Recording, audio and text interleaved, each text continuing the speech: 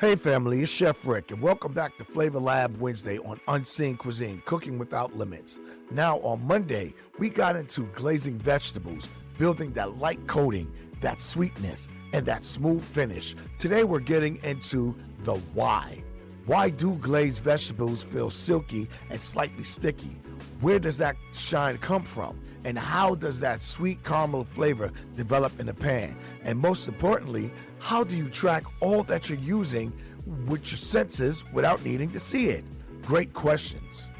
Once you understand that, you'll step into the Unseen Cuisine Method and it really starts to click. So let's talk about it. I'm gonna break it down in steps. So step one, heat melts and combines the glaze. Let's start with what happens in the pan.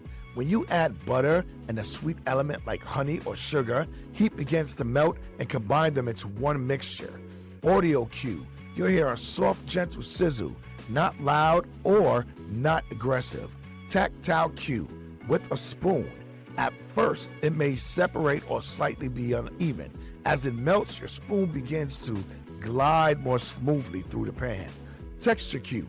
The mixture becomes fluid, slightly thicker. That's your glaze forming. That's your foundation. Step two, sugar breaks down and caramelizes. Now, let's talk about the sweetness. When sugar heats up, it begins to break down and caramelize.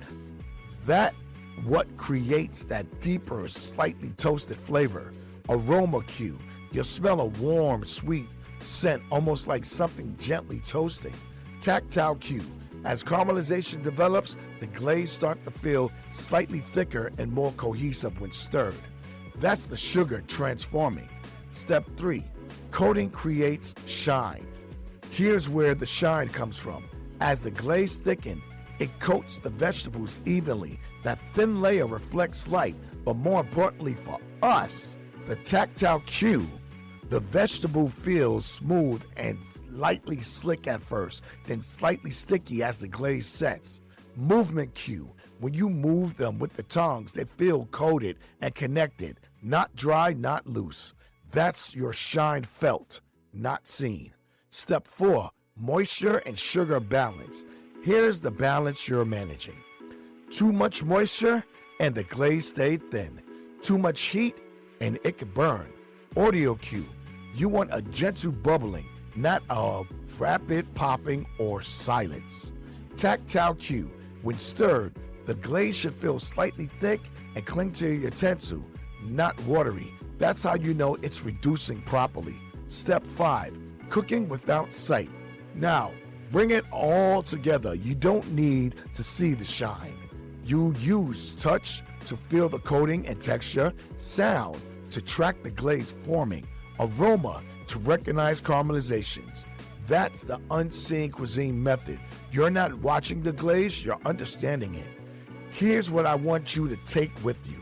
Glazing is built in stages: melting, combining, thickening, coating, and caramelizing.